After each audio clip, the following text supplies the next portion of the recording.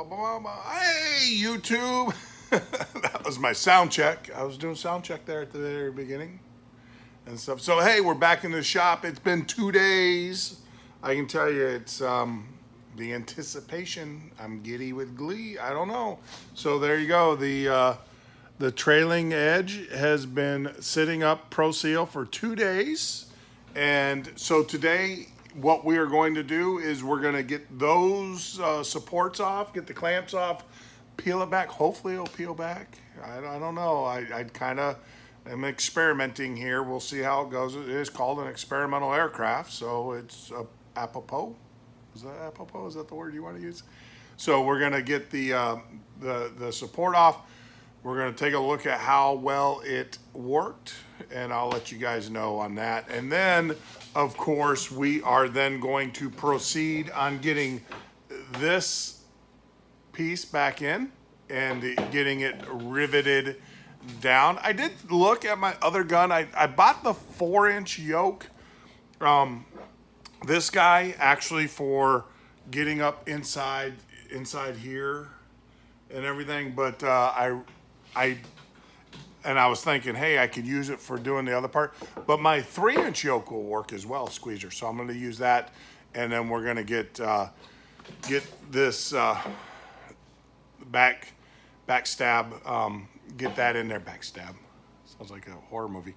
We're going to get that back in, get that installed, get that riveted down. There's about, I would say, a couple hundred rivets total that we have to do. So it's going to be a long night of riveting. We will go kind of sample that song out. So once again, I just want to say thanks for joining us, joining me, myself, and I. So I guess that makes us. Thanks for joining me in the shop tonight. And like always, this plane is not going to build itself. So let me get back to work. There you go. It came off. Actually, it came off pretty easily. I was kind of shocked, and I kind of twisted it, but look, I'm trying to show you guys this. It is pretty darn straight. No wobbles. So that's good. The other thing that I did is I turned off the light here in the shop, which is pitch black because I have no windows, and I used my headlight here, which puts out a pretty good beam, and I checked, and there is no light leaking through the edge.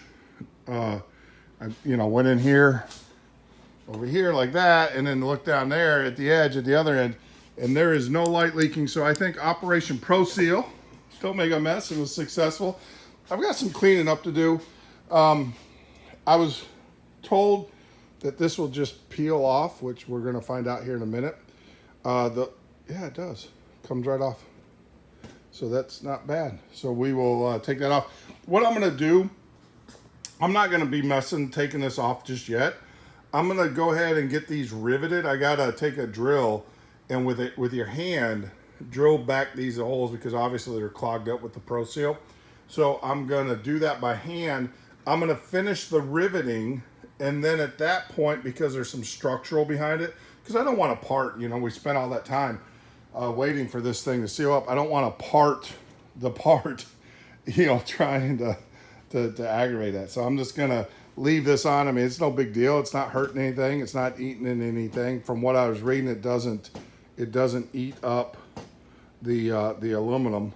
But, so one more day or 2 more days, letting it cure like that is definitely not going to hurt it while I put the rivets in.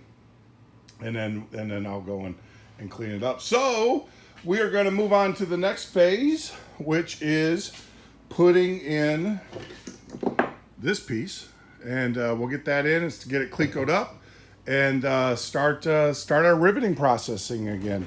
But man, I was really happy. That worked really well. My aluminum parts did not bend or anything, and like I said, I would definitely tape them up like I did here. It seems like that made it come off a little bit easier. So all right, so back at it, and when we get back, you'll see this part in, and hopefully it will be all riveted in, and then we'll move on to the next step. Hey YouTube, so these are riveted in. Oh, let me get my fat fingers out of the way.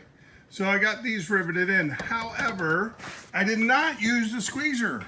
I ended up doing the bucking. I found that bucking was a lot better. This wasn't squeezing enough. It probably would have worked out great, but I just decided to go with the bucking bar. If I would have tuned this a little bit more, probably could have got away with it. But believe it or not, I'm getting to the point. Oh, I gotta fix that. That's a little bit overextended. I got to the point to where doing the bucking them actually seem quicker and a little bit more efficient. Now, out of all of these, I've tested each one. I've got 1, 2, 3, 4, 5, 6, 7, 8, 9, 10, 11, 12. 12 that need to be bucked a little bit more after checking it with the gauge here. So the way you check it with the gauge is if it doesn't go over, that's good. If it goes over and goes down, that's bad. So we gotta buck these. So I'm gonna flip it back over and I'm gonna rebuck these. I got these marked, and well, I'm gonna not rebuck, but I'm gonna buck some more on these and get these rivets set better than what they are. Then we'll flip it over and guess what? Repeat. So there you go, and I'll see you in a few. Well, there you go, YouTube. Man, I got in the zone tonight. In the zone. All right, so what did we get do? What did we get do? I'm so far in the zone, I can't even speak.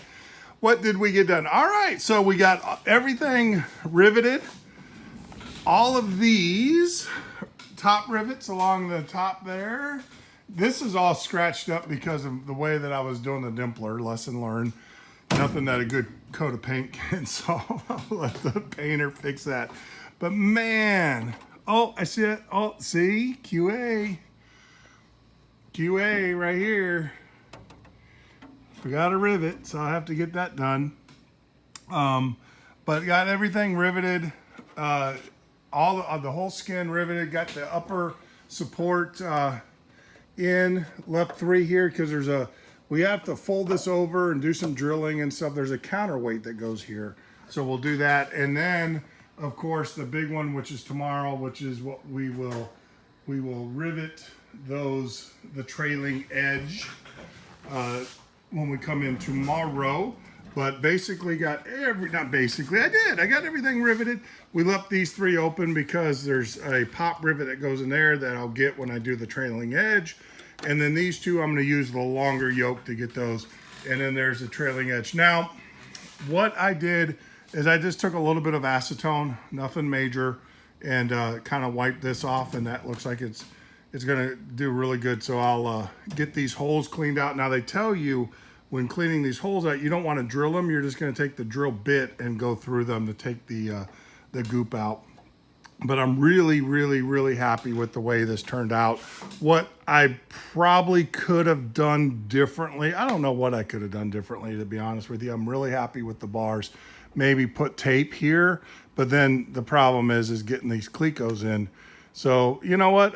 I'm happy with it. I'm very happy with it. So tomorrow, we're going to get out the bucking bar, and there's a process, because what we want to do is you want to buck we have to buck this down, and then there's a process where as we're bucking against the bucking bar that we have to tilt, because you want basically this rivet to try to get flush inside that hole. It's not going to be perfect, but it will be close enough for us. I've looked at a couple RV10s, and they just left them, they were bucked. You can see where they were bucked down flat, but they weren't flush with this. So, and that obviously passed inspection because they're out there flying and got there. So I'll see what we can do with that. So tomorrow we're going to spend mainly on this. Something tells me that's going to take the rest of the day. And then the last order of operation is that we got to roll these over so they go together, and then we're going to blind rivet them with the CS 4-4s, because I countersunk these here, so that way they'll be flush. But that's what a flush blind rivet looks like. If you can see, these are normal blind rivets, and this is a flush. So these are the 4-4s, and these are the LP 4.4s. So that's the difference in the two. But really happy with how everything turned out. Double checked all my rivets. They're within spec. So with that, So with that, so we're gonna button it up here at the shop and then go spend some quality time with Miss Sandy. We found a new series. It's actually pretty cool. It's on Netflix. I forgot what it's called, but it's about Germany right after the war, and it's a really, I guess they say it's very historical in the nature of Germany. And it's about a cop, a New York cop, and coming to help the Germans. I don't know what the movie, but it's on Netflix. So we're gonna go home, watch that, spend some quality time with Miss Sandy. And like always, if you like what I'm doing, make sure you subscribe. Tell your friends about us. Tell your EAA buddies out there about me. I would appreciate it. If you have any questions or concerns or anything like that, put them in the comments. Keep them to the plane. Don't care about the politics. And with that being said, I try to exclude politics from this, but today was a tragic day over in Afghanistan. There's a lot of stuff going on over there, but we had soldiers, and if you guys know me, you know that I'm near and dear to the soldiers, and everything. I think everybody is. I mean, come on. If you're not off with you, I don't know. But we as of count today, we lost 12 soldiers in Afghanistan, a lot of civilians over there, a lot of innocent people getting, chewed up into this mess. And I just want to say, I'll pray for them. You pray for them too, please. And think of a soldier.